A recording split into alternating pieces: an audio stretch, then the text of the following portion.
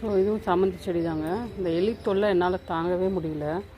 இது பார்த்திங்கன்னா தெரியும், இந்த கிளையெல்லாம் எப்படி உடச்சி போட்டுக்க பாருங்கள். டெய்லி இது தான் நடக்குது.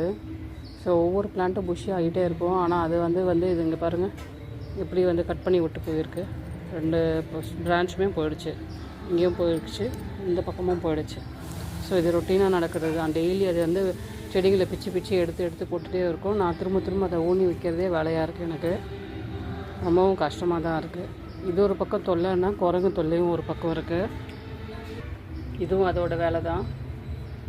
நேற்று அப்டேட் பண்ணியிருந்தேன் இல்லையா, இந்த ஒயிட் கலர் சாமந்தி இது மாதிரி வாடிட்டே வருது, அதையும் பிச்சு போட்டுருச்சு. இந்த ஒயிட் கலர் சாமந்தி செடி தான். 2 செடியும் எடுத்து பிச்சு போட்டிருந்தது.